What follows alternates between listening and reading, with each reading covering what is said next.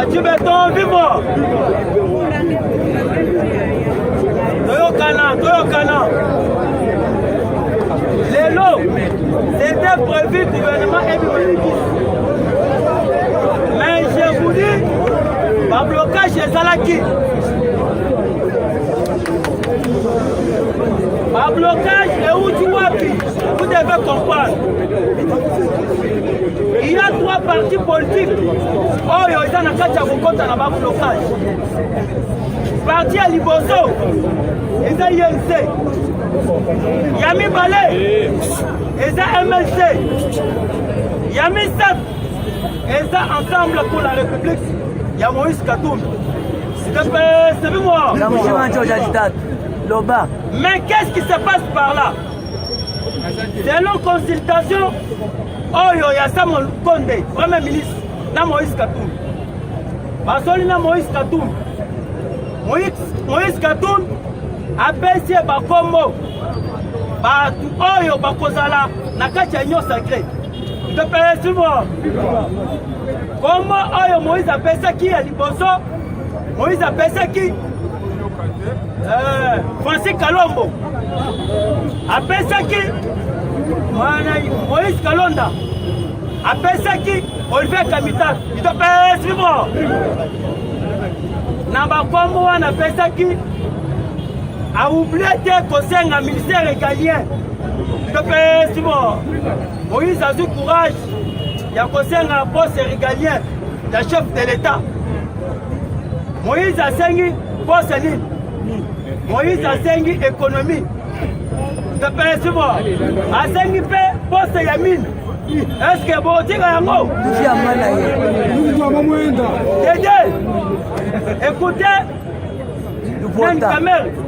On a makala, mais alors c'est un poste ministériel. C'est pour vous dire que Oyo Bata pour l'intérieur, INC a un budget.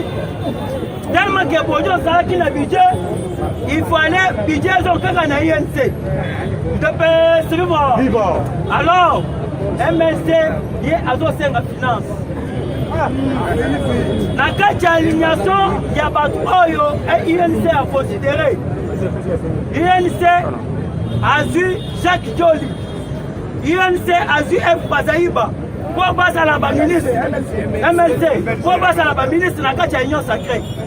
Tandis que les critères Oyo, l'union sacrée, et c'est limité. Parce que mon compte Kalobi, ceux qui ont député, ceux qui ont ministre, ceux qui ont député à l'Assemblée provinciale, c'est difficile, on continue à l'union ça.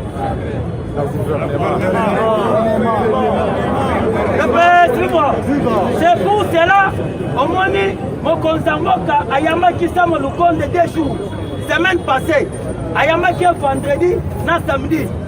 Tant que ça, le compte de PCA, mon outil, il y a gouvernement et l'union sacrée. Mon outil, il y a gouvernement et l'union sacrée. Mon Konzamoka, on considère à côté. Allez encore refaire. Mais qu'est-ce qui se passe par là? Ceux qui parlent les lots, Babo Kopé, c'est comme vous, Batumusu. Puis, ceux qui ont été dans le gouvernement union sacrée, dans le parti Moussou, dans l'Assemblée. Ceux qui ont commis le gouvernement Ebimi, Bango Baboyi, Koko, c'est le gouvernement union sacrée. Directement, et comme une crise, vrai ou faux? Parce que l'article 148 de la Constitution est le but. Lorsqu'il y a une crise persistante entre l'Assemblée nationale et le gouvernement, c'est le moment où le président de la République peut dissoudre l'Assemblée nationale. Sauf que le gouvernement est bimi, Baboyi convertir le gouvernement dans l'Assemblée nationale. Ça serait une crise. C'est une chose qui doit arriver. Parce que ceux qui vont s'entêter dans l'Assemblée nationale, le gouvernement est Kobima. Dans le Kobima, il y a peur qu'il y ait dans l'Assemblée nationale. Si vous avez un chômeur, il y a un député, on est vraiment chômeur. Dès que moi, on a bâtillon sur MLC, bâtillon sur la MOUC, le bébé sont au Colinga pour venir, il y a ça. C'est sacré. C'est nouveau. J'ai dit ceci. Est-ce que c'est Moïse Katoum qui serait redevable là? Non. C'est le chef de l'État. C'est Jean-Pierre même qui serait redevable. C'est le président de la République qui serait redevable devant la nation. C'est pour cela nous, IDPS, nous n'avons pas droit aux erreurs. Il nous reste encore 2 ans et demi. Soit qui t'enseigne madame ou ça sera difficile. Le peuple a passé besoin de confiance. C'est le moment. Il y a que besoin de pèse. Toi, dans le circuit, tu travailles. C'est pour ça que mon consambo a dit bureau. A commencé à Moussala Nabalaba. Combattant de l'île. C'est pour cela que nous n'avons pas droit aux erreurs. Parce que ceux qui sont allés malades moutés, la population congolaise a collignaté pour faire son mandat. C'est pour cela que c'est le moment. Il était passé à travailler, ma famille, le peuple congolais changé. Pour que tout soit deuxième moment.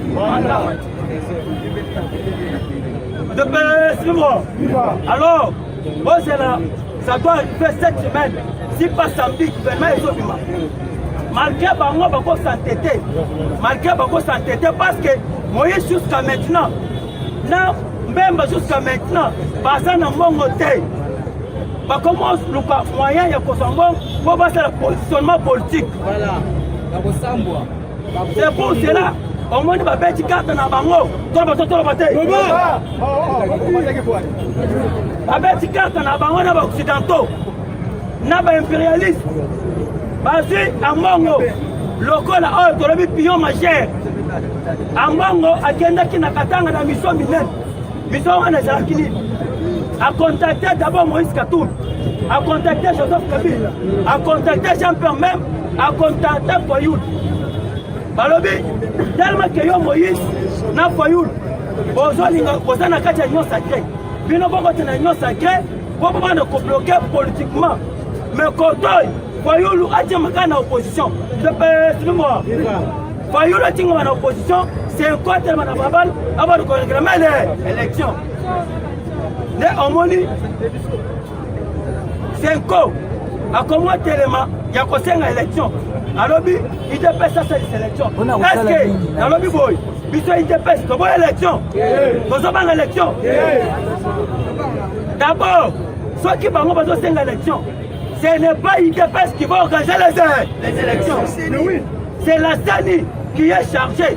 Commission électorale indépendante. Ce n'est pas commission électorale de l'IDPS. On va commencer à l'IDPS à cette élection. Biso Tolobi, ce que l'élection est liée. Donc, on gagne par moi, dans la thématique qui se trouve Kabila. Kabila a cette élection pour consommer les Kabila. CENI, il y a Kabila. Assemblée nationale, il y a Kabila. Sénat, il y a Kabila. Tu gagnes, tu gagnes. Biso Tokobang l'élection. Et c'est Biso Tolobi Boy. Avant l'élection, il fallait que le peuple congolais nous soit l'État. Ça sera impossible. Quoi que l'élection est en 2023. Tout le bataille.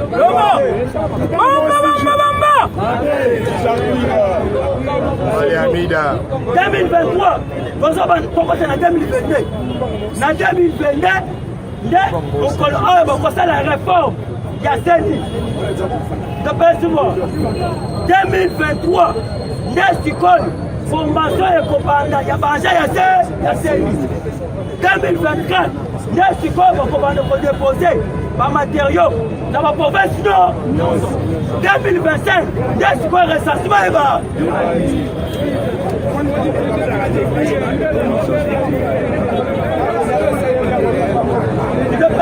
C'est de moi.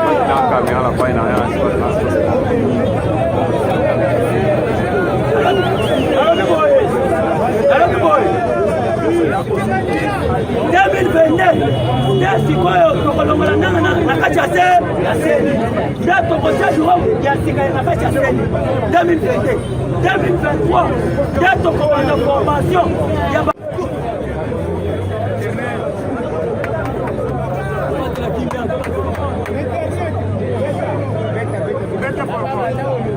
Il devait se vivre. Cour suprême américain a outil qu'on condamné Bill Gates, na fossi, na pharmacie wana oyo basalaki et vaccin wana. Parce que babandaki kosamba nango. Vaccin wana ezalaki déjà donc va cadeau empoisonné pour les Africains. Alors Cour suprême américain a suspendre vaccin wana. Donc c'est-à-dire madame Bill Gates na savana fosi donc balingaki badétruire nde africain olandi le bagarre eza wana yango wana donc basuspendre vaccin wana d'abord ya mibale tokoti sikoyo na nsi bomoni bino moko tobetaki awa réunion oyo esalamaki na Zimbabwe donc bozomona ke yango ekose ke zoye bainterpele déjà akoya awa na Kisasa problème toza nango awa eza boye alaki depesi viva oyoka nazoba boye première église catholique église ya liboso batongango awa na boma Seria Stanley elle wana boma baobenango Vivi ezalaki capitale ya Congo à l'époque wana première église ya catholique etongama kuna problème nini eza awa bakombata ndenge tozomona bino ebele boye tozosepela bobakisama lisusu toza na bitumba makasi donc ntango nakochute nakoyebisa bino base ya bitumba oyo place ezoutela donc bokomona ke bazoluka kaka facia salere donc bango susi na bango tosalaka défaut mpo bango bazwa raison lobi donc na bato mosusu tozala bango na union sacré baye comme ba espion yango wana yango base tozosenga mpe mokonzi ya mboka place azali apesa biso aner wana yawa oyoka sikoyo makambo tozofungula sikoyo basali na king bakamati 100 première université d'Afrique bakonte 1 tina 100 ebanda depuis 2016 kino lelo na kote na baenquête wana namonaka ata université moko ya Congo Kinshasa eza teni Congo Brazzaville donc bauniversité nyonso ya kitoko na Afrique eza 100 batia yango premier 100 premier pays Égypte ana 25 universités ya minene deuxième pays Afrique du Sud oyo na 74 bana oliao eloko te mamaye merci troisième pays eza Tunisie na bauniversité sikoyo ba 8e pays eza bakana ezami ba pays anglophone mutu etangi wana na se olangi siko depuis 2016 ti lelo echangeaka te sasu ndenge aza wana na nsi baza na bakampagne na bango pere wana nakosa bino te c'était dictateur mais azotonga mboka wana somo donc lokola akomprenake nao baopposant ya makasi bakufa yesko abanda kotonga sasu aye kokomprendre non les deux Congo na histoire ya bauniversité toza classé te na minute oyo abengi baingénieur atie mbongo nje donc bazotonga université moko na Brazzaville sasu alobi avant nzambe abenganga nakufa fo namona ndenge Afrique mobimba babando ya kotanga awa na Brazza donc mama na université donc eza wana limbete mobimba akangi yango babatima mpenza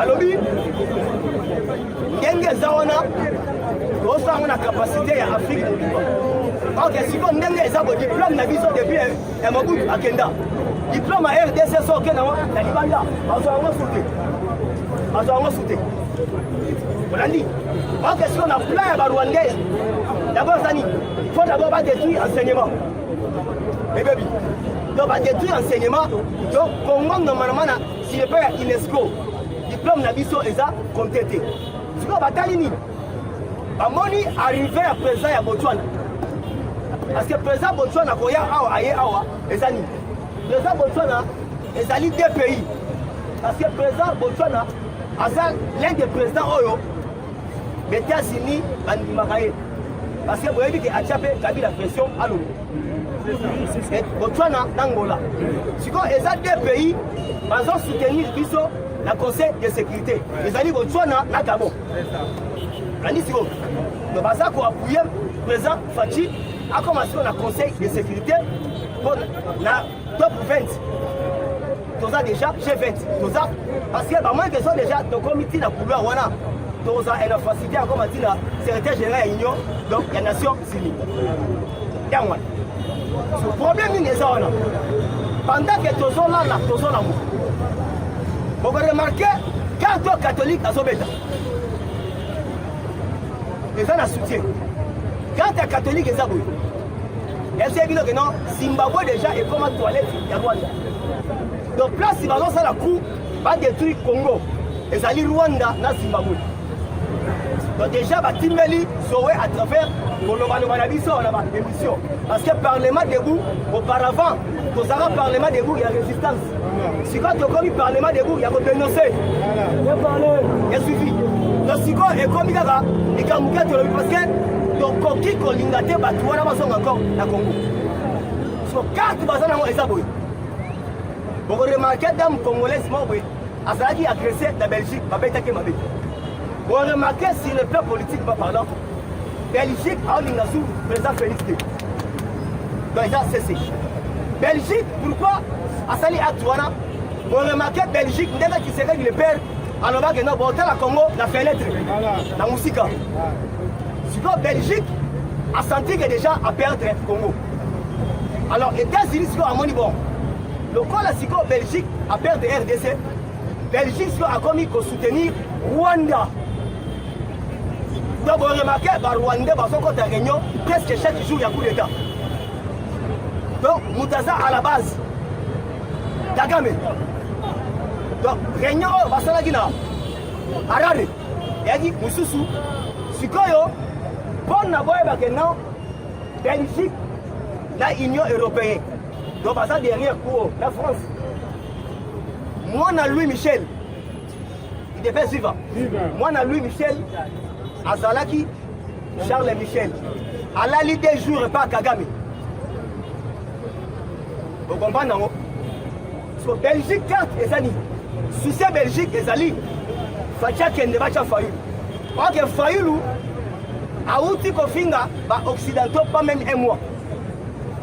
Vous l'avez dit, pour les alliés, passer à 10 coup d'État, on dirait États-Unis à en permettre de passer un coup d'État pour faire une laïa. Parce que d'ici là, déjà, Moïse, Katoumbi aux arrêts. Quand la terre au Moïse, Katoumbi, Baliba, interpellé, affaire iranium. Iranium, on a attaqué dans l'Iran, la Corée du Nord. Si quoi, Iran, Mikolo a commis aux États-Unis, pression, la Corée. Donc on dirait bagarre mort et ça il a ça là. Soit États-Unis pour casser bango, à son nation à la commissionnaire. Commissionnaire c'est qui? C'est Moïse Katumbi. Opération Akuna Matata. Voilà dit. Moyipi. Tu vois au moins que Moutameme la biso Kabila, c'était Louis Michel. Mais c'est quoi et comme moi naé Henri Michel. Donc au moins que pourquoi il y a Congo, c'est toujours la Belgique. Donc à ça obstacle il y a malheur la biso. Quand moment il y a Rwanda c'est toujours la Belgique. C'est ok, la ville m'a fait en Liège.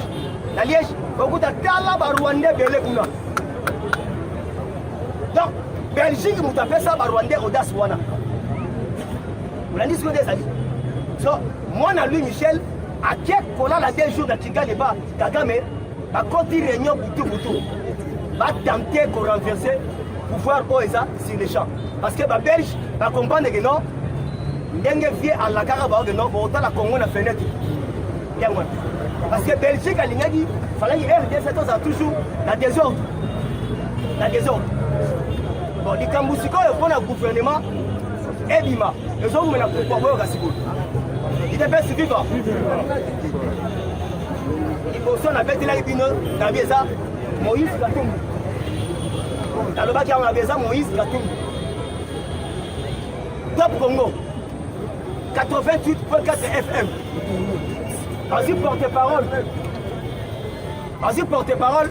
Il y a Katumbi. Francis Galombo. Babi, mais Bino. Vous avez mis ça. Gouvernement Bima. kalomba bio non eza biso te eza bango nde moto bazolinga kopesa biso bakota te oyango bakota te bon okoremarke bazobloke Moïse Jean-Pierre Bemba balider tout ya baparti politique wana bazobloke siko biso mpe IDPS tomoni non tant que balider wana bazolinga kopesa te biso mpe IDPS tobloke olanda siko koto babloke koto biso so tobloke siko tota nani abandaka notika liste olandi parce que normalement na ngambu na biso eza à récupérer quelques anciens boyebi bango bancien oyo bakendaka wana bazo baza analyse mais CG alobi boye na président ai babiloko na tour ya liboso bafinga biso bato tosignaka bacoalition ya cash FCC turo tosupela biso maboko président yo moko mpoza mokolo IDPS yo moko mpona bato na basilisa bamemeli faci ya bien kopesa nga moko natya bato yango moni likolo oyo réunion moko eza ya kafukafu donc bakota yango chaque jour baati Sama Lukonde CG na président Aïna na chef de l'État parce que toza na droit na RRT parce que liboso azalaki coalition mais coalition eza soute or que bato balukela biso échec po lobi baloba yango bomoni ba évêque catholique abikala te azobima na nzela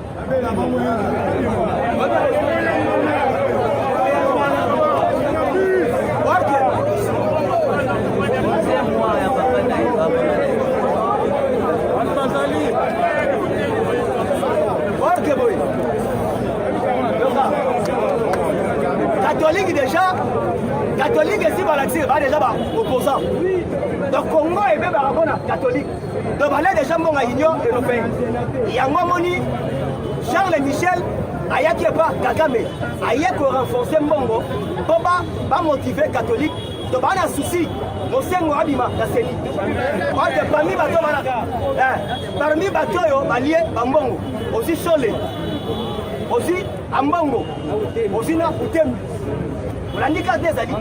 Donc, c'est une cause déjà des alliés, Conseil national des corrompus organisés. Il y a un moni, problème est ça, catholique, parce que Kana, les colons Babima, Nantela. Mais, nous avons l'attaque. Et à moi, on a moni, le Parlement. Le Parlement, déjà, ici, va voter Babylon. Déjà, recensement, intimement déjà. Donc, ok, déjà. Alors, il y a un moni, IGF. IGF, on a chuté wa IGF a pesi rapport à Souka abibato balie mbongo ya Bukangalonzo bona be mingi balie mbongo ya Bukangalonzo bakota na parlement bakota na Sénat donc bakimiyeti takazaka ya député bona tola ndeba kuna exactement to identifier bango déjà nyoso on a IGF en tout cas baninga bazé belenga na Souki awa 243 97 20 44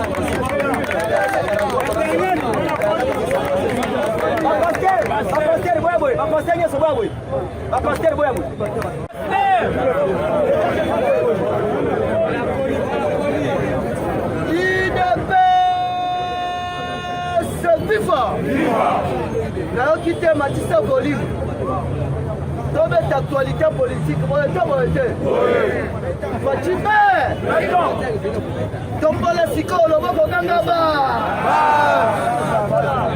alors, chers compatriotes, sans plus tarder, nous avons fait sa vie dans l'actualité politique. Yaliboso n'a causé la plus focalisée sur les enjeux de l'ère. Sortie à gouvernement. Dernière carte Salini. Il faut oyebaya. Il est viva. Le deuxième point, na kosimba sur le plan diplomatique. Ah, on a diplomatie et que non, chers combattants. À bientôt là, nous allons risquer de vivre la troisième guerre mondiale. Parce qu'il faut que non, RDC, oh, Zali comme on a RDC, et Zali na ba réunion, oh, Zali comme ça les Mabutumoy. Le président américain a outil qu'on qualifié Vladimir Poutine, le président russe. Alors, c'est un tueur. Lobby Bomona Kim Jong-un à mettre en garde ma voisin à Bango. c'est pour vous dire que l'uranium oyo batekaki abusivement UDPS viva. États-Unis sikoyo à comprendre que source ya ravitaillement ya Chine, ya Russie, ya Corée, ezalaki République démocratique du Congo. Lero yoki bazali koloba boye tokotelemela anticorruption et puis bomoni mukolo ya lobby mukolo ya rentrée parlementaire ambassadeur ya États-Unis na kati ya parlement ayaki kolukani makambo ya élection na 2023 ezali tombola sikoyo loba bana ba Fatima koloba totolo bate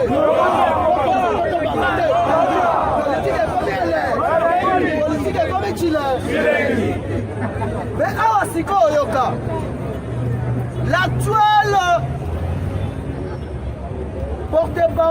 l'actuel chargé à presse présidentielle mukolo ya lobby asali déclaration il faut basala audit ya bafrais nyonso babandaki kopesa na presse présidentielle sortant groupe ya lakabwanga oyo azalaki camériste UDPS viva bongo on ebandaki kokende wa alors que découvrir que ezali na plus de 50 millions de dollars américains détournés.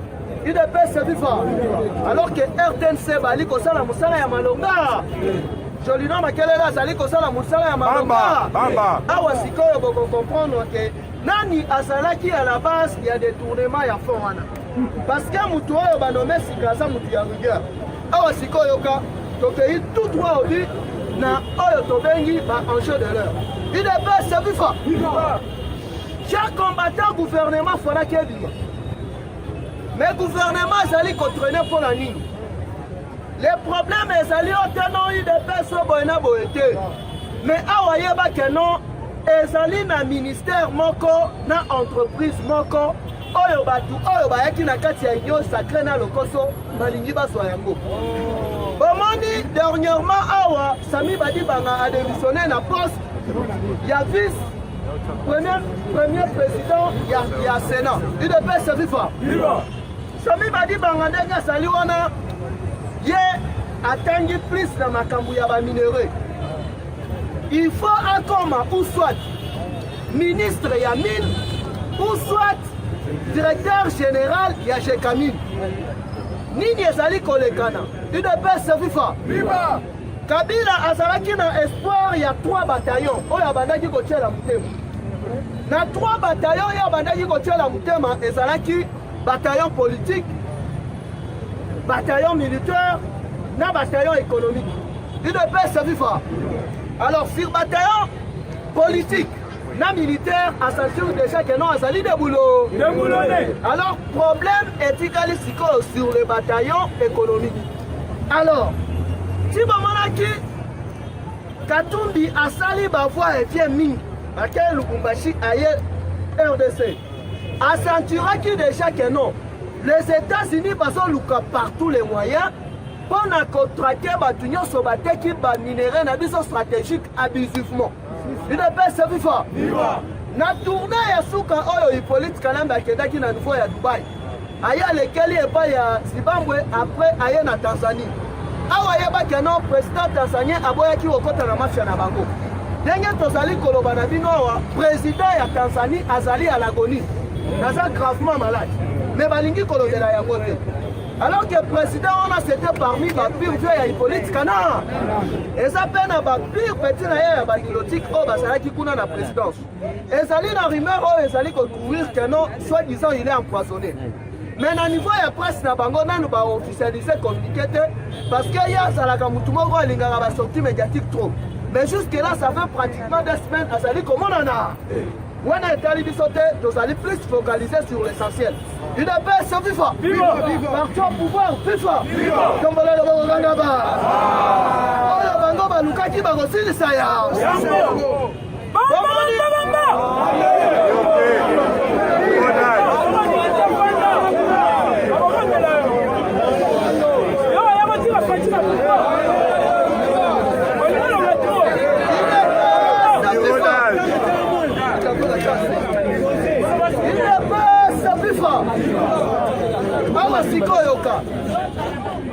Katumbi Koya ayaki akomprenaki déjà que non indeli bango.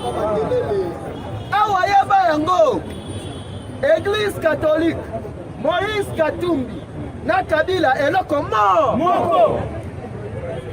Alors Katumbi ayaki alobaki oteno bacha mutu na ye na poste ya premier vice-président na kati ya Sénat.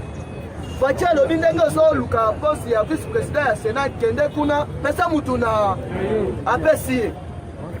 Na répartition ya ba ministère régalien. Ndenge bayokanaki déjà falaki Fatia na ministère régalien wana sur 4 oya makasi. Donc affaires étrangères, intérieur, justice, la défense. Il ne peut se vivre. Selon ye, alingaki apesa bango mibale.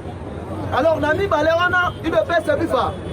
Bango babandaki koluka plus défense na intérieur. Alors que Tito comme na place oyo, c'est parce que Fatia salaki na aide politique. Sa ministère ya intérieur mbele oyo, il ne peut se salika. Tombola le bongo gangaba. Bakayi na négociation. Fatia lobi pour l'intérieur na kopesa te. Donc intérieur, affaires étrangères, yanga. Justice c'est moi qui coordonne. Soki kokaba justice na kokaba yango. Bala mama Katumbi alobi boy. Il ne peut se vivre. Tolo bato tolo bato. Donc on s'attend toto makande. Ya lobi soki que non alors bino bokoswa nyoso. Mengai bopesanga uniquement ministère ya mine. Il ne peut se vivre. Alors il faut comprendre sikoyo azali kolukela ministère ya mine ni. Bomonaki na yo bandeli Fatia en tant que stratège. A nommé directeur ya cabinet na ye Qatar. A nommé premier ministre Qatar. Il ne peut se vivre. Alors que place Oyo Kabila a tient espoir na ye sur le plan économique et tikali siko na province ya Qatar. Leur basali ba manœuvre na bango pona ko organiser RDC. Bango batikala na Katanga esimite. Bakei na balobing ya guerre est raté. Awa sikoyo baye na carte ya élection. Il ne peut se vivre. Esimite. Alors que Sama Lukonde azalaki na stage na kati ya Shekami. Place nini a démantelaki réseau mafia ya bakare minier ya bapoche ya Hippolyte Kanambe na yeboko Hippolyte Kana. Il ne peut se vivre. Espoir na bango ezali Shekami. Alors na minute oyo mutu azali kokoma. Directeur général ya Shekami Sami Badima. Il ne peut se vivre. Ce qui accueilli Kounate à cause de la ministre Yabi. Alors il faut comprendre que non. Pendant une Fati alingi azara na contrôle ya ministère ya mine. Place même ezali ko déclencher makam. Tolo bato. Toto panza. Tombola lo boko gangaba. Bamba.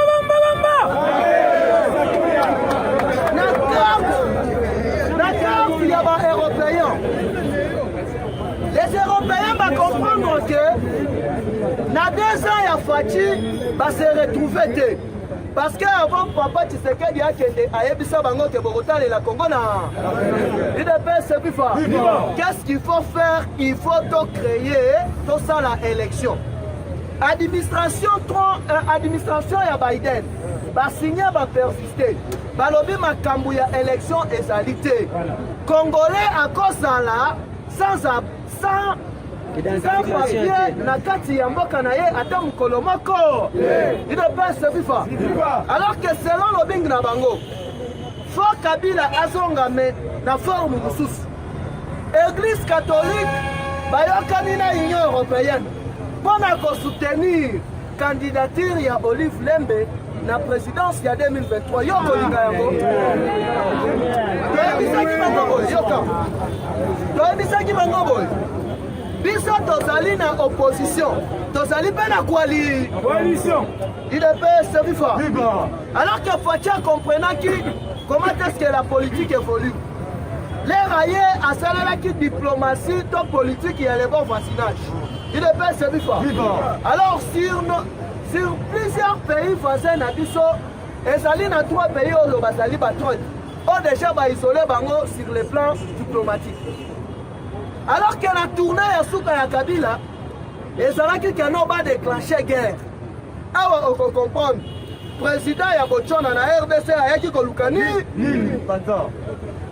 président ya botswana eza na structure moko boye to organe moko boye eza na kati ya sadek babengaka bango troïka wana ezali structure elitaka contre insécurité UDPS viva mukolo ya lobi ayambi structure moko mpe bauti na niveau ya Afrique du Sud. Donc dernièrement awa okomona faci inde na Afrique du Sud akokende kosala nini toloba te awa sikoyo ka ayambaki structure oyo babengi na nkombo ya MAEP, mécanisme africain d'évaluation par les pairs. Mutu azali coordonné structure wana ezali Cyril Ramaphosa. Ezali structure oyo existera pendant 18 ans, mais ezalaki isolé. Awa ko comprendre que non faci abeti bango fimbu ya mukolo. Tombola loboko kanga ba. Faci be.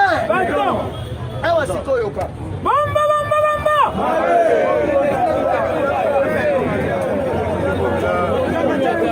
Structure oyo babengi na komba ya MAEP eza structure esilisa guerre civile oyo ezalaki na niveau ya Angola.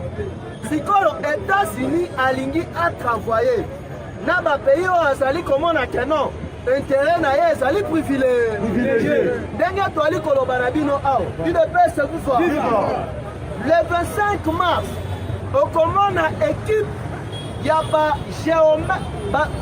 bagéologue américain na RDC bazali koya kosala baétude ya baprovince nyonso le gouvernement ekobima bokomona les militaires américains bako envahir RDC mobile parce que selon déclaration ya Joe Biden lelo alobi Vladimir Poutine akoregrete tokobimisa ye na poisa parce que azali dictateur autaki kokanga nani opposant na ye atie na boloko lelo akalifie ye d'antiware.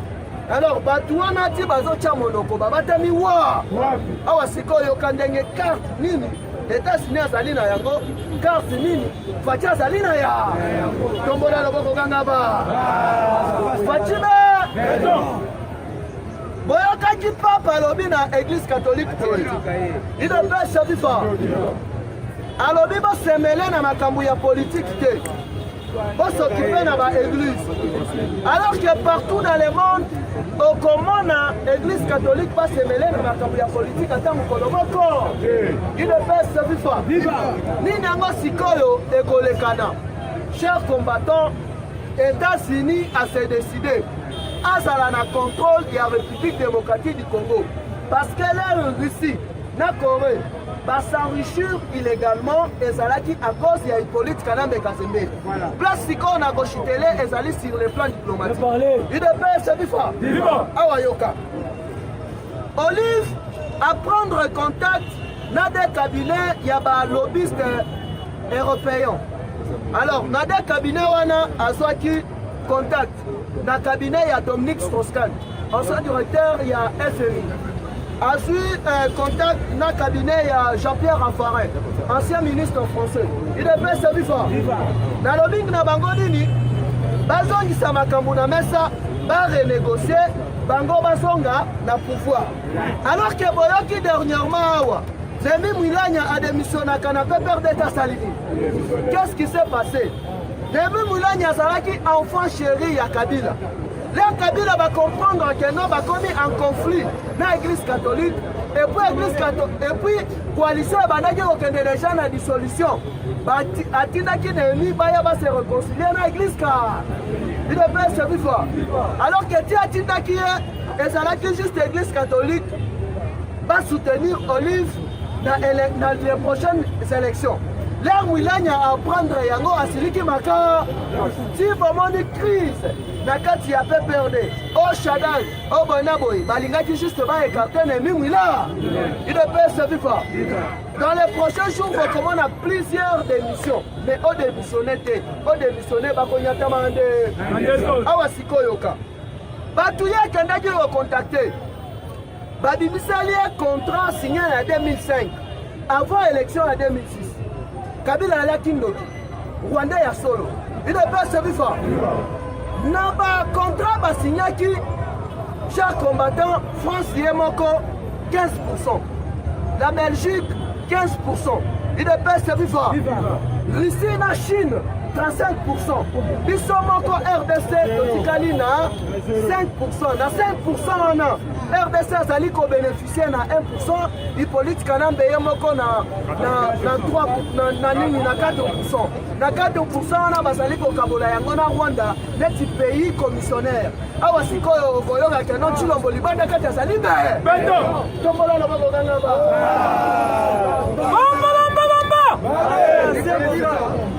Là, les Européens va soutenir Hippolyte Kanambe. Abimi notre président après tourner bango les dos. Na ba promesse nyonso ya pesa ki bango. Inde accueillir à se retrouver à se accueillir à comme collaborer na ba asiatique. Il ne peut se vivre. Nini siko le Kanaki. Bomana ki avant Kabila a quitté le pouvoir. A Bengali maison Schengen. Awa siko na minute oyo basali même moral. Balobi il faut bango basonga pour balkaniser la République démocratique du Congo. Bango basa la côté mususu. RDC etika la côté mususu. Est-ce que bino bakolita yango? Tout. Il est pas ça ça. Tout administration américaine balobi boy. Jamais bako organiser élection sans resta. Avant élection et sans les il faut nous rester. Il ne peut se faire. Au boy kamata c'est là OK. Pouvoir ya fatiki mkolo sambe akoso. Gaina binolo.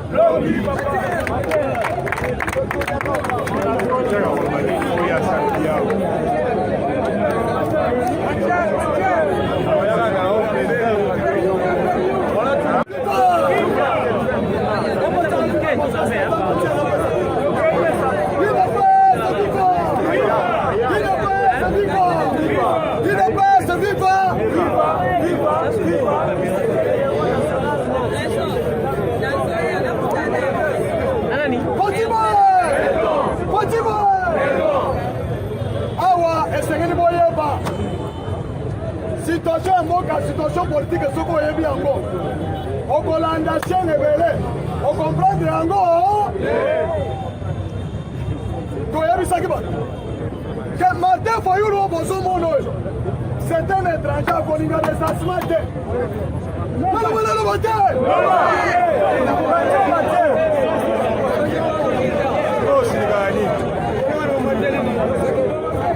est-ce que oyebi komo ya traîner ya lopa na biso Sengi Diem akei na ropa ke koluka bajouer akei kokutana na Timothée Fa Timothée Fa wana Fayulu ayebisa yaka ozobeta bien ozogardien ozokanga malamu yoka réponse ya mwana au moins soki recensement eza te ndenge bakongole bokomi makambo ya recensement bokomona ngai na Congo oyebi boyoki bokoyoki nini boyoki yango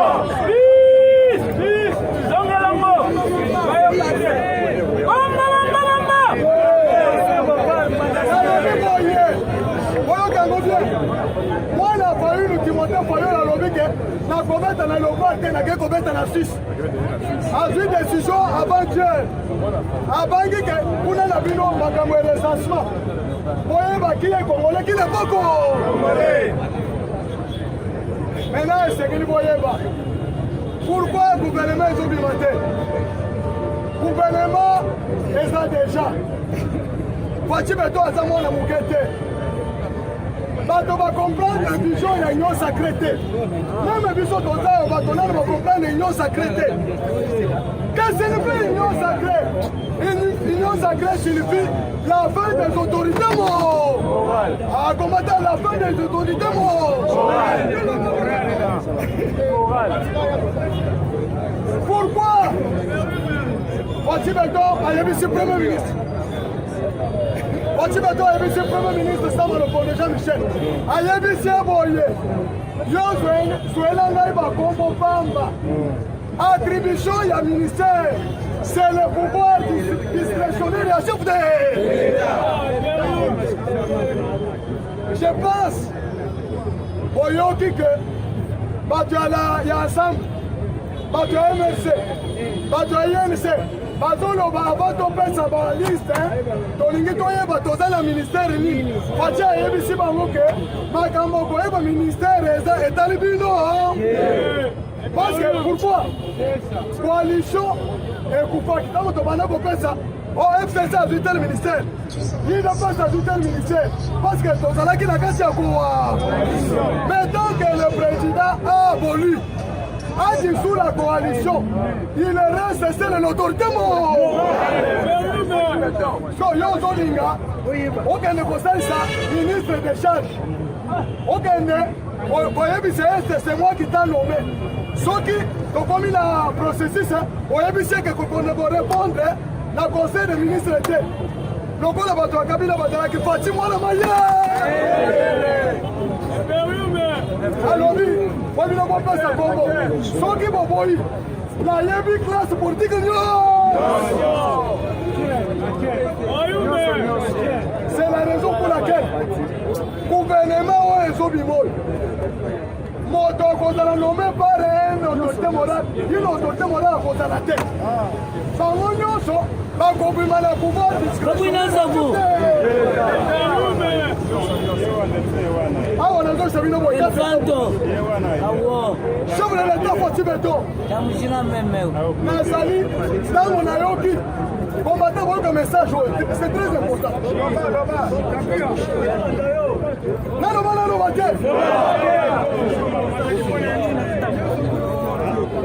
conseiller, il y a chef de l'État en matière d'infrastructures, comme on a eu Kayembe. Augustin Kabou, il y a secrétaire général à Bengue qui est là. Mais tout le monde qui est fatigué, il y a un problème, il y a un cabinet, il y a un communicateur basalité. J'ai vu cette difficulté, mon doigt dans la matière est belé. Mais moyen à transmettre en moi et ça là qui. Et comme Kabou, il y a un monsieur qui est là, on a expliqué. Alors, Kabou a expliqué.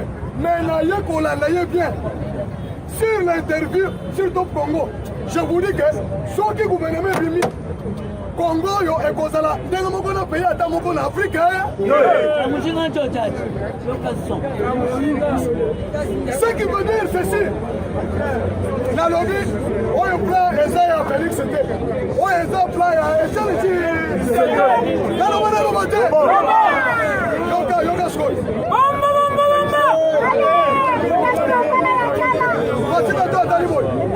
Atali makambo etali makambo ya contrat ya Yinga oyo Kabila négociaki na 14 milliards Faci Beton ayeko négocier na ba-Australien na 6 milliards au lieu que mosala wana ezwa 20 ans Faci Beton a réduit yango na 5 ans ba-Australien balobi tokosala yango na te Faci Beton a vu déjà papier au Kabila signaki na bato na ye wana alobi bozo bamilibimine Fatima! En bonne fonction, non! Qu'est-ce que c'est bien? Les affaires sont clos! Encore Cadelis! Et pas un Fatima! Il y a voté comme bon! Beaucoup de Fatima! Fatima, je! Il est qui m'a fait du corps! Il m'a fait du corps! Tout le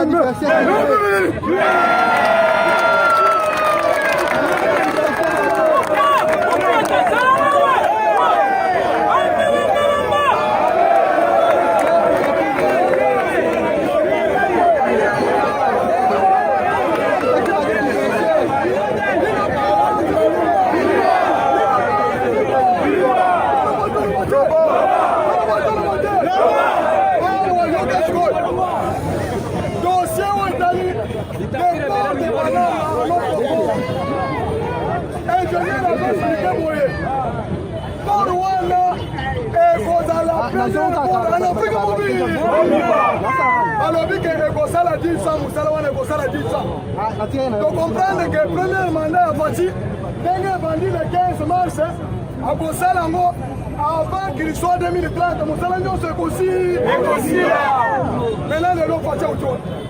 À Congo, le plan Marshall. Chantier Mounene. chantier oyo ya nzela ya mabele akorenir l'Afrique à Congo mobile si province balobi ekokuteka 80 milliards journaliste atuni 80 milliards na bide ya 6 milliards okukuta ndenge nini alobi boye le Congo a des partenaires privés. Bango va financer allez directement États-Unis à suivre parole. Allô,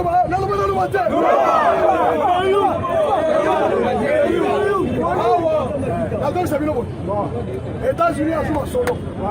À récupérer ma solo. Ouais, Koya. 48 heures après la qualification des ADF.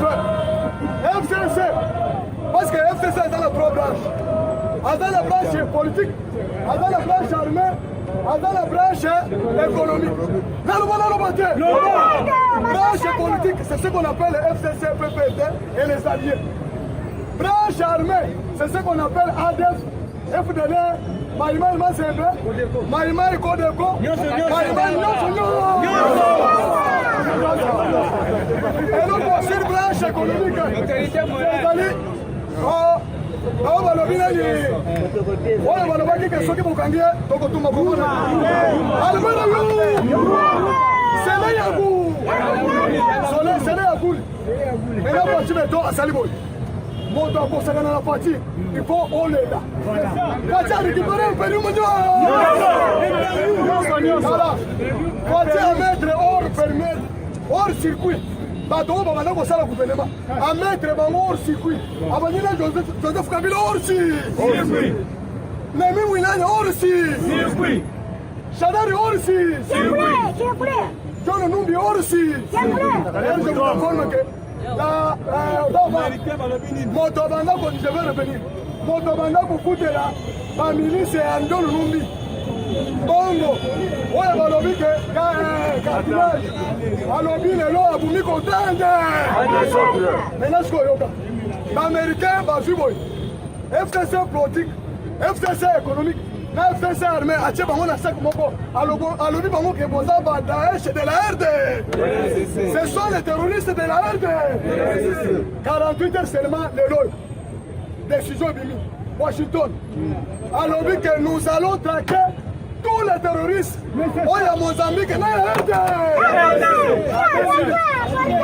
Ah, on ministre de la Défense. Abima po a signé accord. Armée États-Unis qui t'a gâté Salinini.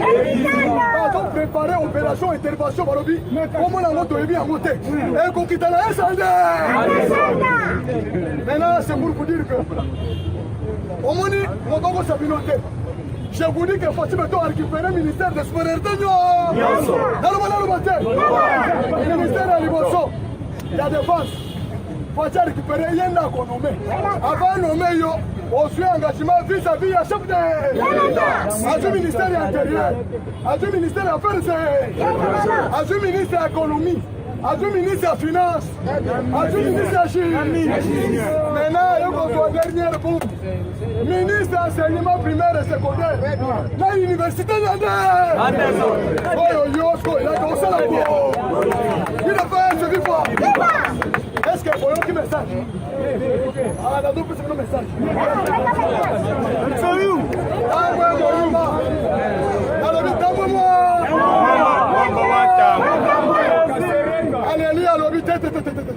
Je suis en insécurité. La meilleure façon de répondre aux terroristes, il faut d'abord commencer par les terroristes. Ah, on a dit déjà. Pourquoi Alélie? Dans le nous pouvons continuer à Sénat. Un compte viré dans le compte d'une fille de temps moment en Belgique. Par le canal, il y a Kester, il y a Sénat. Kester, il y a Sénat, on a azaté. Maintenant, justice congolaise a lobby que ceux qui tombent au Kangami maintenant, dans le moment, Caleb a Kokimate. Le problème est d'abord. Donc, déjà un Congolais dans ce pays. Moussala Naye a bossé la date d'un vice-président. On est besoin de la contrôle. Ceux qui battent le mandat va exécuter, on est besoin de la contrôle. Oh, le mandat est boutique, on peut l'année. Kabila a commis des gens à Congo. Congo a signé le traité de Rome. moto nyonso aza sur le sol congolais soki ke justice internationale ya CPI ezoluka ye bakopesa ye ande so nani akosi gouvernement ezobima te est ce que bino bolingaki tobimisa gouvernement parce que bato ebele bakobima te frustration wana esangana na ya ouverture parce que l'ouverture oyo ezali symbolique parce que c'est la première session ordinaire ya nyonso esengeli bato bapesa abi na bango ya kitoko parce que soki totindaki yango liboso balingi basala me nazosite na information oyo nalobanaroba te aucune réforme ne peut s'effectuer en dehors ya institution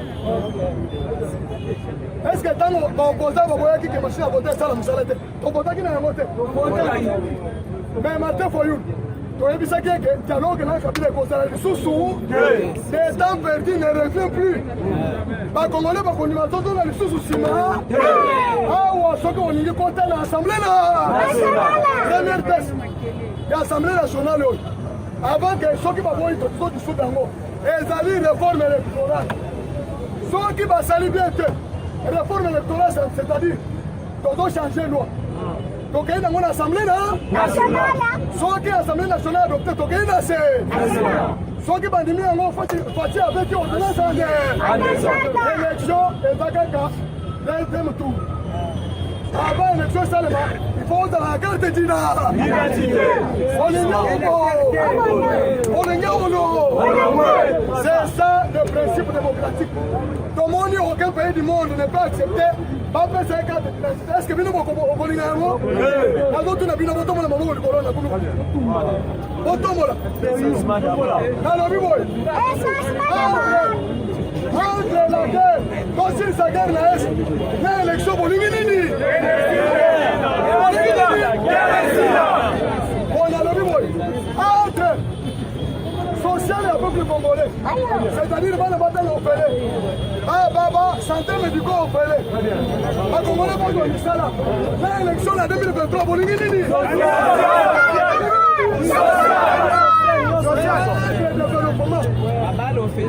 na élection na 2023 bolingi nini nonde bolo le peuple souverain c'est la voix du peuple c'est la voix de je dis je préfère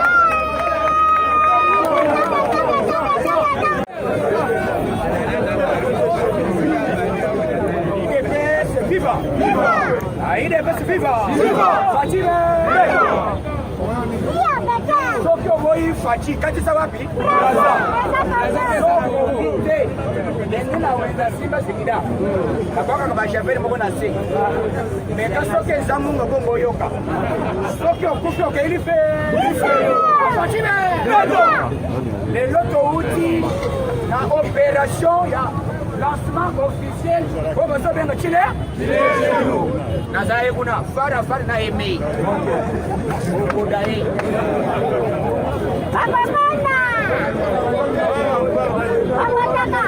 Simba kabla. Alaina kote. Komana kinga tena kote. Ikansela. Mura soya tiga. Moi. Lokasona kote.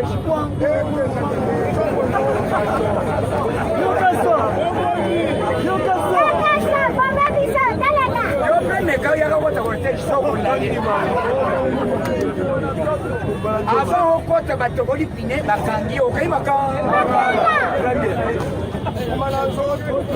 tika biso tovanda élection avant tokende élection tozokendereza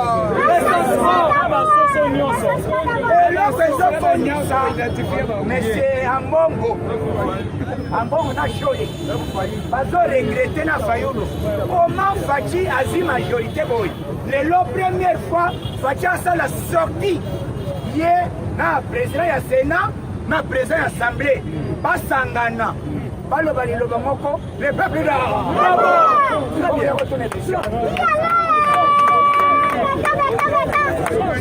élection kolekela na Assemblée élection kolekela na Sénat bango nde bakoadopte kisoko soki baboyi barejete olobi motion rejeté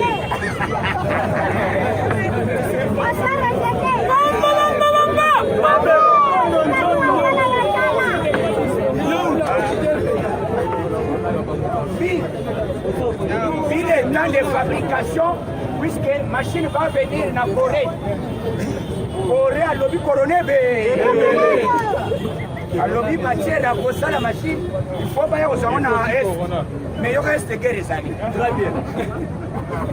Et je dis temps papa pour collaba. Voilà. Ouvaro.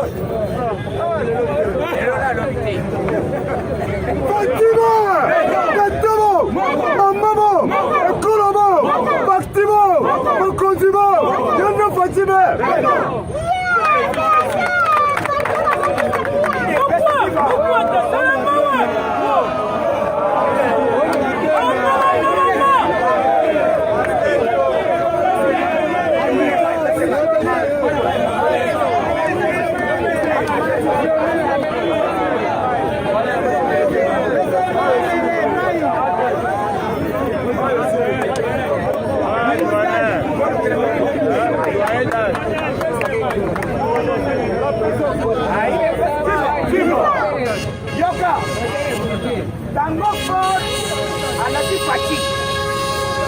Alobi, on est ça va combattre. On va combattre deuxième. Allez, quand on va se faire combattre na leki. Na uti ko teka ba poli. Ça c'est. Ayo na zoka. Ba mwana baleka. Allez, combattre na uti bandon. Il est best viva. Viva. Tango fort à l'équipe président Lobi boy. Président le corps de personne en confiance. C'est là où on a assez de boulot. Mon toit bossé na zone de boulonnais ça zoé.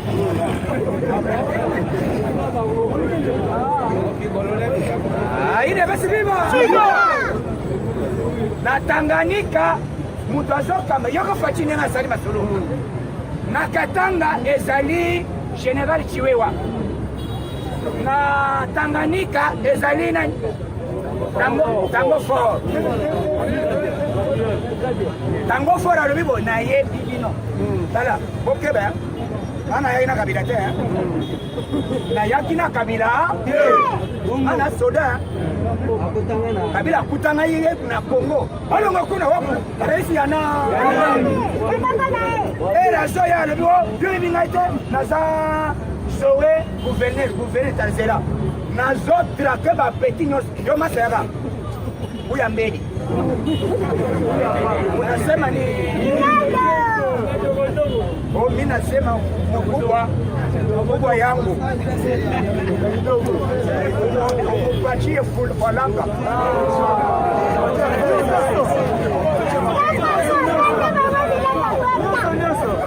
Ide basi viva viva tala bakomi kolela bazoye bate puisque tango fort aza déterminé musala zo sala na Tanganyika 3 jours bakangi 45 personnes oyo bayebi côté ba otité tango fort vando na se na oyo otawa au Somalie au Kenya wandenge c'est ça ya muto zoye bisa bino basangu bokoyebisa biso na minute tozo senga l'état asala enquête bakanga na campus bakanga monsieur Kalev nani yende basangu baso retraité puisque plan ezalaki basangu bamoni plan oyo basalaki babandaki kozela président ya Sénat babandaki kozela nani Fachi a échoué wana basangu na Assemblée nationale na Sénat mais Fachi a beti dada il est basi viva Fachi a beti dada lelo oboyeba na kopesa bino pour comprendre misali we kobandao na direction Congo boyoka combien d'emplois na zone c'est bino batia misali bo misali sale bo boyeba nini babaka sa bala suka bomba basali bamoni ndenge Fachi asi majorité na Sénat na Assemblée na gouvernement kanda na bango nyonso balobi te to créer bolo moko to bando koexige baélection Fachi alobi te bokomesana bakei plan na bango papa frappé papa alobi boy sango moko ya Congo ona koyoka a critiquer lisusu Fachi olongo musala Très bien. Pour bref, Sango ya Congo central, a outil démissionnaire. Très bien. Alebi na logo Afrique. Très bien. Trop c'est trop. Alebi na ba la c'est. Voilà.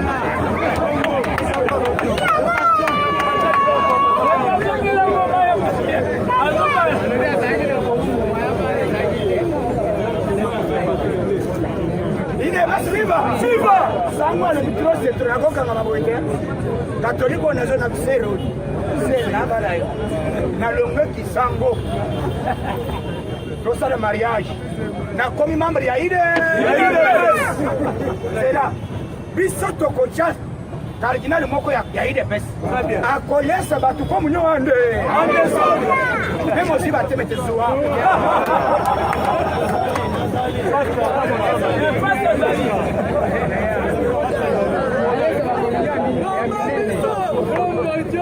Viva! Viva!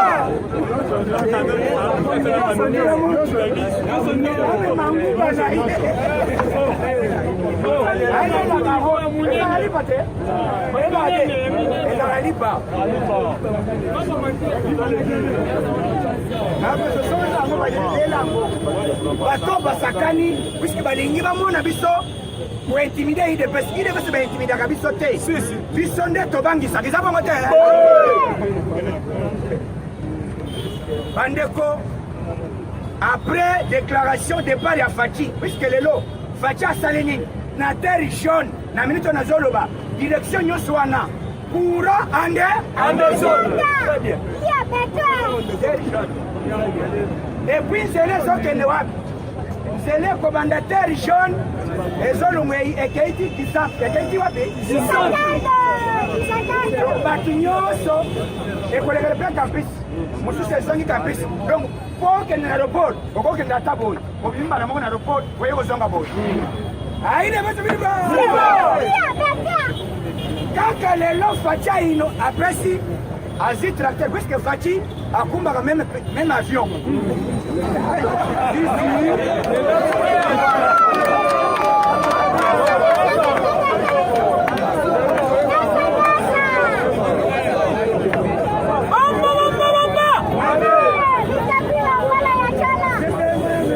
Fachi akumbaka nyonso tracteur wana yoka Fachi akumbaka hélicoptère Miral. Tracteur pour kumba yango il faut ça na maîtrise. Et ça ne va pas tout sauter bord wana. Mais Fachi a maîtrisé. Alimo mabele tombama. Pour ça na idée ko tombola nanu kwa wana. Il faut ça là. Mais Fachi a poti. Mais t'as eu deux sociétés. Il faut que ça na président wa zali citadin. Oyo ya yakawa.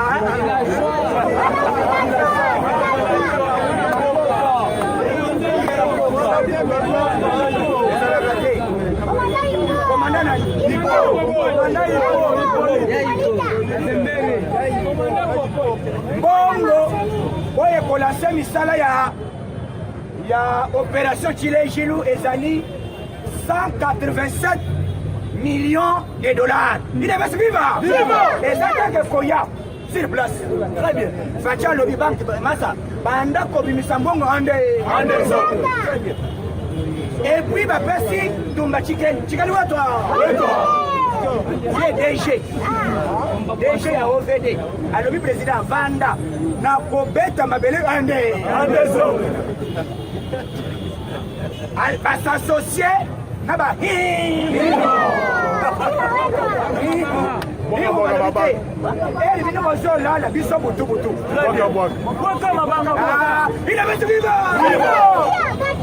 misala nyonso oyebi pourquoi Fachi ekolase susa c'est là mabulu nyonso na Kinshasa en tout cas mabulu meyokela mawa mabulu nyonso kaka lelo na butu awa tisolime bato ya coup de main basela bino liste ekozala soki bali na liste awa sima motema to kuna esala ezali ya kozela te osali osilisi mbala moma aussi ozongi pale babati bazoseba nini et d'ailleurs pour preuve masango de eza na Kinshasa eza te kakoya na train tala stratégie Faci Beto idebasibiba na minute oyo lelo na Lubumbashi train ya tout neuf Beto Faci train mosisa ye tout neuf Beto tout neuf baba tuye mupingo wakumanzi wetwa basombi train sika tala bofanda oyebi Faci alobi boyi nazwi déjà clé ya développement omoni démarche Faci asali lelo 48 heures c'est trop sorti ya gouvernement yebe Continue, vous l'avez dit même.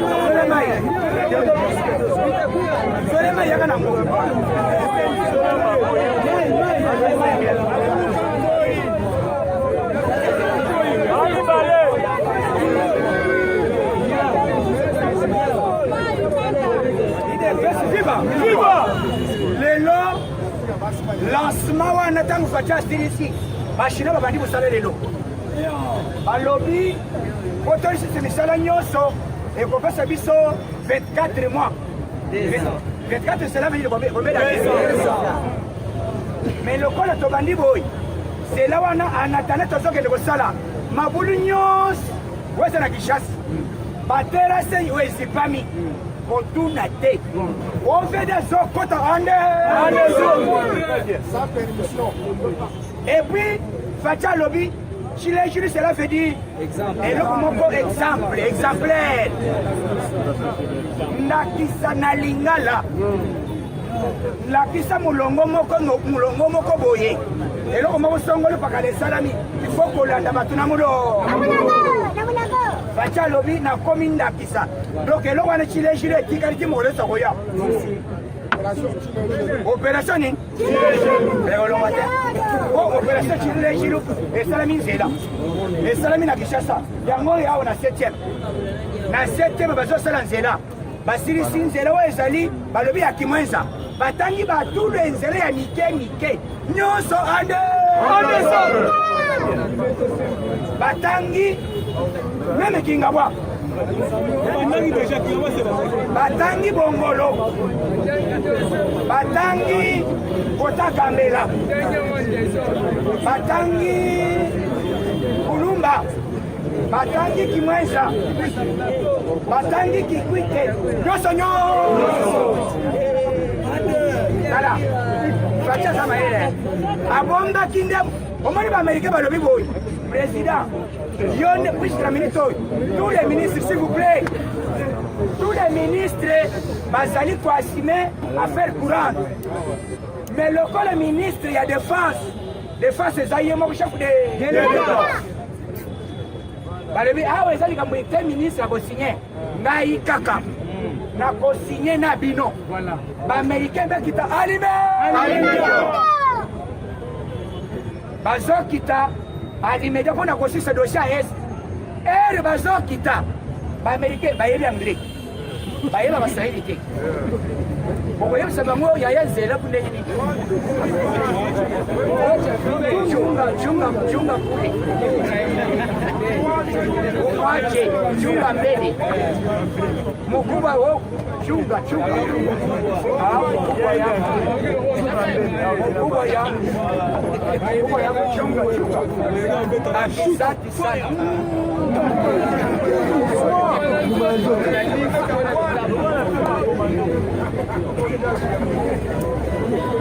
Viva! Kundele tango zelu sa muchunga kumona lokola menasi. Atuza. Raison c'est le débat. Bazokita. Moi oyo eza moi moko ya kisaleme mois de mars facha zobana yango gouvernement ezobima semaine oyo tina suka gouvernement ezosali nalobi bien ntango facha abimi boyi cela veut dire papier eza déjà tala likambo okumeleza te lelo bayetya yesi bayesi bozalaki étouffé na kabila des années na vie mbosoko aya kwanga kana alobi nazo nano chasse boye te kaka na 3 ans oyo oyebiseke te mboso olongwe sela okosela okoyoka nini président ya bureau ya assemblée na lelo mabunda azo regrete alobi papa oyo asali nini nazwi esika na ngai okoyoka nini mabonde chanine akomi telandela yaka dossier bayati alobi te nakosala te facha akangisa nani ntamwe mwamba baya koloba te o président bandisha salon ngai moko napesa enquête preuve à l'appui alobi badécouvrir bongo elimwe na kesi ya sénat 14 combien bamindele mpe baede biso balobi te babelge balobi te nzela olivre yo kozwa mbongo ebele bo yo ozali kosala nini président mbongo moko na bino eza awo me batiki eza babelge balobi te nzela yo ozoyiba bambongo bakongole nzela odode olobi kotematizela okola bakenda kokuta boye na fille moko ya tamu mwambu kote 14 millions batuni mwana osalaka nini ote nasalaka business depuis quand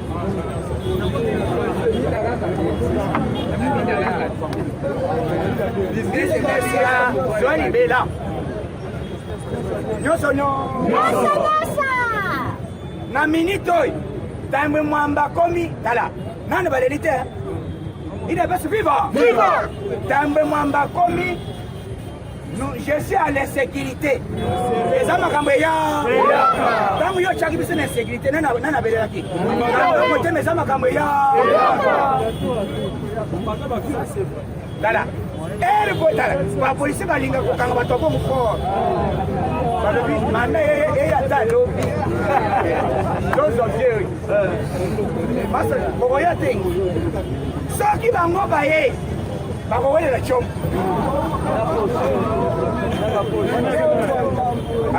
pesana sipela yo oza président honoraire ya sénat tosimbela yo na honneur okosika na tyomo ça fait ça quoi utimbo ele azosalaka bon petit moko azosimba ye awa mabende ekotaka tina koloba longola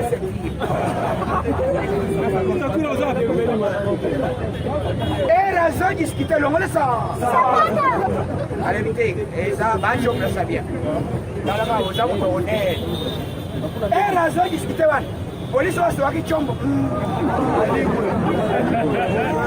akemela ngai akomi wo tshombo na ngai te komesaki na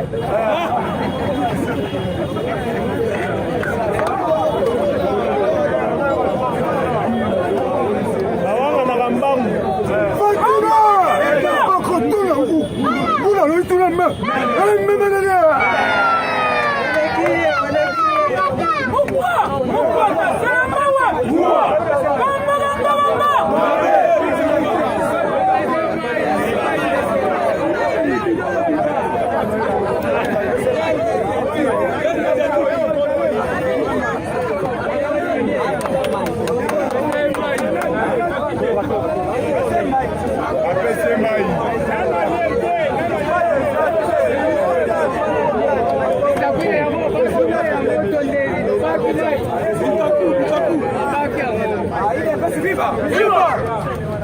na minute oyo plan ezali ke on doit arrêter tous les criminels oyo bazali koterroriser peuple congolais entre autres Kalev Moto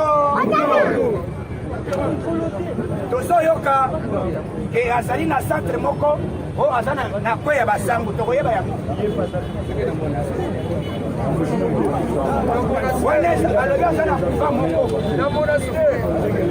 tozoyoka bongo na minute oyo tozoyebisa bandeko ya Corée du Sud boy idebesi viva esika nyangala kata moko avandi wana soi-disant professeur un voyou tozoyebisa boy tosi toyebi batindeli biso identité ya famille na yo eza na Kinshasa awa omoloba nini akolasabino surto tozite bango moko aza na yolo biso aza na bandali ndeko na bango tokopesa adresse tokitela bango alimenta eske eza lisumu donc tokovisite ye avant dernier biso tozovisite ye bientôt donc président lancé événement wana masango en attendant ezosalama na Kasai balobi mosala oyo non seulement puisque tokocouvrir déjà événement ya OVD non seulement na Kinshasa mais tokokende tie na baprovince nyonso na Kikwit ekosalama na Bandundu-Ville ekosalama na Congo central ekosalama sans kokonte courant na mai tina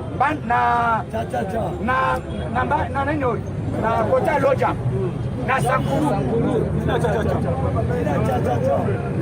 na Katakaka Gombe Amboshi Kamula Epomalaje Tala Fachi Erinyos omoni biloko Fachi asala ata otongi Fachi soko moni Fachi boy biloko nyonso ozilobaki eke na mai okomi kolobete Fachi kitoko